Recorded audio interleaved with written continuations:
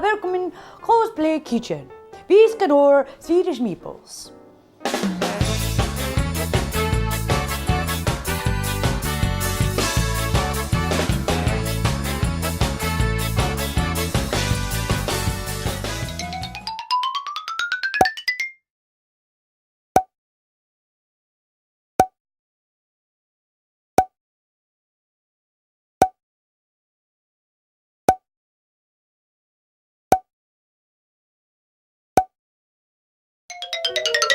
Okay, let's get started by adding in our breadcrumbs, 1 cup of the milk, reserving the last quarter for our sauce. Then we're going to go ahead, add in our allspice and our freshly grated nutmeg, both of which are very traditional ingredients for Swedish meatballs. Then we're going to add in half of 1 grated onion, and we're going to mix all of this together so that way the breadcrumbs have time to soak up all of the liquid. Add in your salt and your pepper. Finally, add in the meat.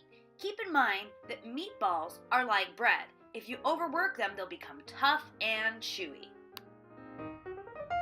All right, once you no longer see streaks of either breadcrumb mixture or meat and everything looks fairly well incorporated, stop right there so we don't overwork the meat. And we will begin assembling our meatballs. All right, we're gonna use my favorite disher. If you don't have one yet, what is wrong with you? Scoop it out. Gently make it into a ball. Roll it in the flour. Toss it around in your hand to shake off excess flour. And place it onto a clean surface.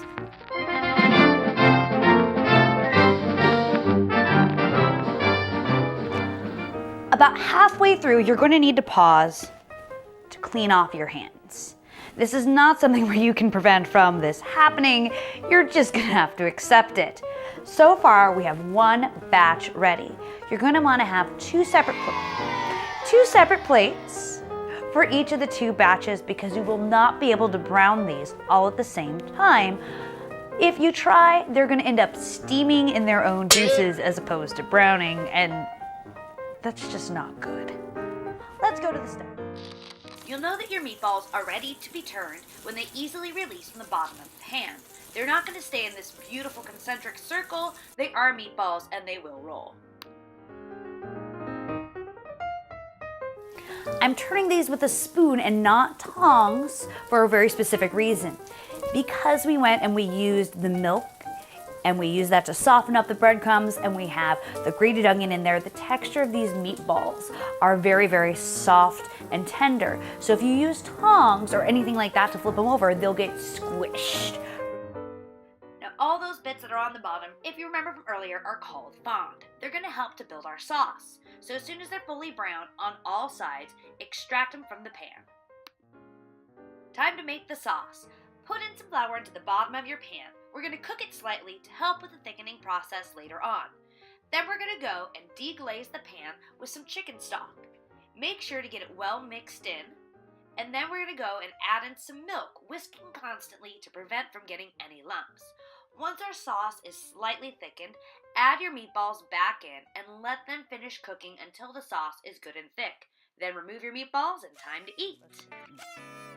They are a family favorite Christmas tradition in my family, Swedish meatballs. So if you had a good time, please consider throwing up a like, maybe even subscribing.